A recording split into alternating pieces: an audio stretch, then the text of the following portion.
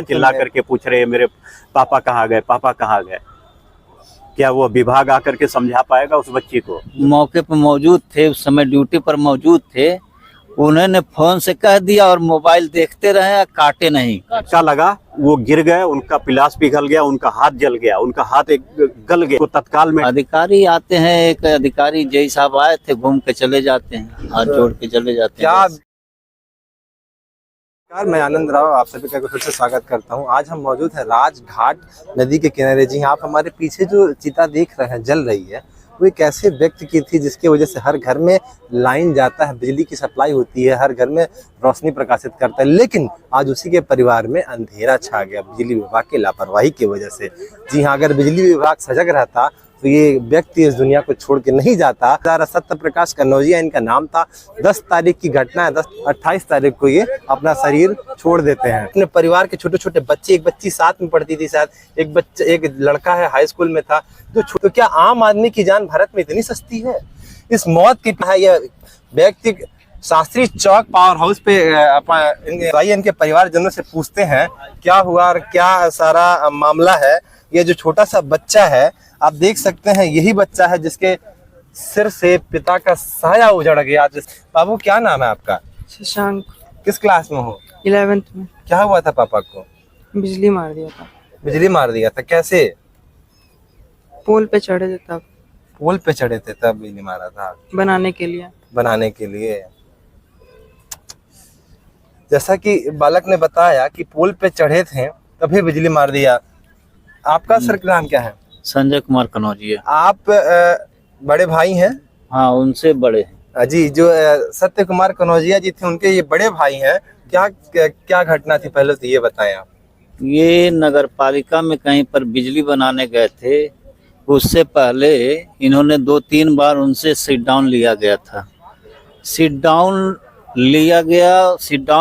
क्या बता दिया गया कि हाँ आपको सिट डाउन दे दिया गया। इन्होंने चढ़ा गया पोल पर चढ़ने के बाद इनको करंट मार दिया और ये नीचे गिर गए, घायल हो गए। इनके कर्मचारी इनको लाद कर ले गए अस्पताल, किसी तरह बचाए। कुछ सहयोग हो इलाज के लिए? अभी तक नहीं? कुछ नहीं, अभी कोई सहयोग नहीं है। आप कोई अधिकारी क्या कह रहे हैं? अधिकारी आते हैं, एक अधिकारी जय साहब आए थे, घूम के चले जाते हैं, हाथ जोड़ के चले जाते हैं। क्या कौन जिम्मेदार है इसकी? बिजली विभाग जिम्मेदार है। और क्या मांगे हैं आप लोग की? अब तो जो होना तो हो ही गया, दुर्घटना घटी गई। अब मांगे यही है, अब यही है, हमारा बच्चा है, इससे छोटी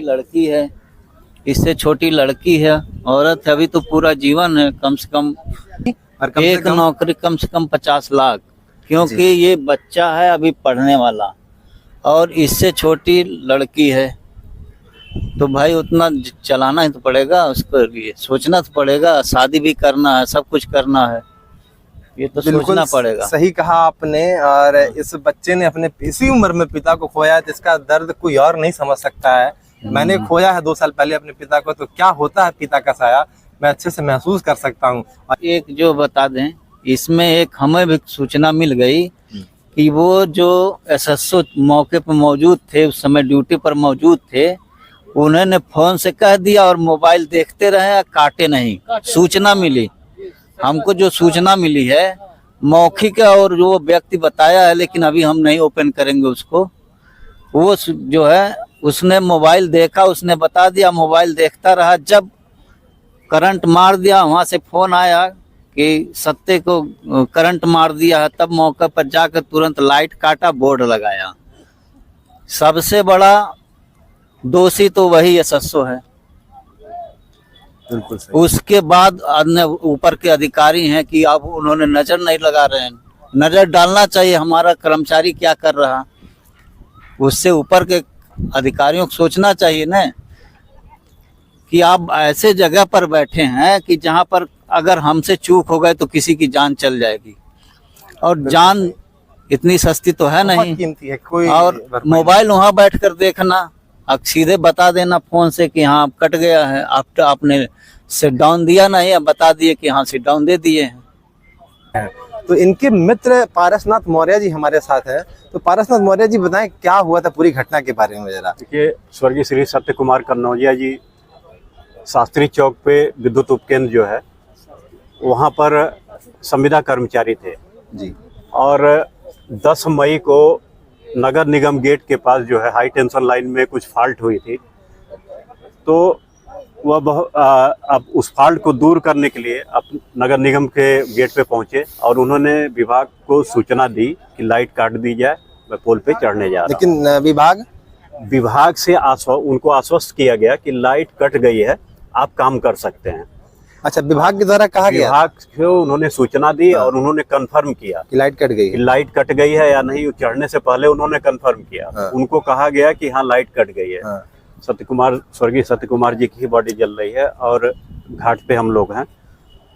ये सीएम सिटी का ये हाल है, ये भी उस बिजली विभाग का हाल है ये, कि वो अपने जो कर्मचारी सबसे ज्यादा खतरा मोल लेकर के आप हर घर में बिजली पहुंचा रहे हैं, हर घर में जमीनी स्तर पे जो कर्मचारी काम कर रहे हैं और उनके ही विभाग के लोग इस तरह से आश्वस्त उनको कर रहे हैं कि हाँ बिजली कट गई है। उन्होंने नियमानुसार सारा नियमों को फॉलो करते हुए अपनी कर्तव्य निष्ठा दिखाते हुए वो वहाँ मौके पे पहुंचे। तत्काल उन्होंने वहां से एक बार फिर कंफर्म किया कि लाइट कटी है या नहीं कटी है।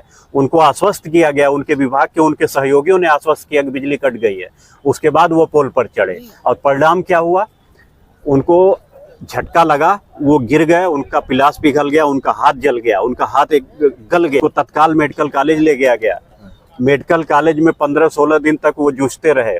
26 तारीख को ये तो पूरी व्यवस्था पे सवाल उठता है। बिल्कुल जो विभाग अपने कर्मचारी का हित ऐसी नहीं हुआ, विभाग की लापरवाही है, विभाग के अधिकारियों कर्मचारियों की लापरवाही है ये। वो विभाग जनता के प्रति कितना ईमानदार होगा? वो बिजली विभाग ही जिम्मेदार है इसके लिए। उस परिवार का भरण पोषण की जिम्मेदारी कौन लेगा?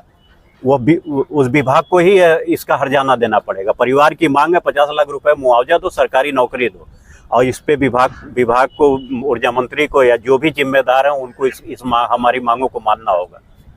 हमारी सरकार से मांग है और हम बिजली विभाग से अधिकारियों से गुहार लगाते हैं कि परिवार की मांगे मानी जाए, परिवार की मांगे मांगी जाए। और 26 तारीख को उनका हाथ जो है उनके जान बचाने के लिए हाथ चूंकि बहुत ज्यादा वो हो गया था, गल गया था और उससे संक्रमण फैल सकता था, हाथ को यहाँ से काट के हटा दिया गया कि उनके जान बच जाए, उनके प्राण बच जाए।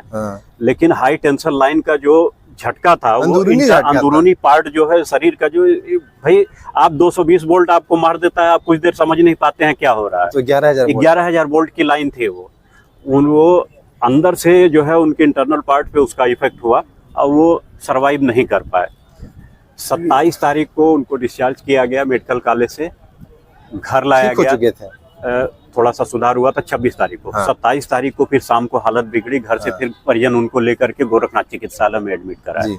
कल शाम को जो है वो इस दुनिया से चले गए। तो सवाल उसके बाद बॉडी पोस्टमार्टम के लिए गई। 7th में बच्ची है, चिल्ला करके पूछ रहे हैं मेरे पापा कहाँ गए, पापा कहाँ गए।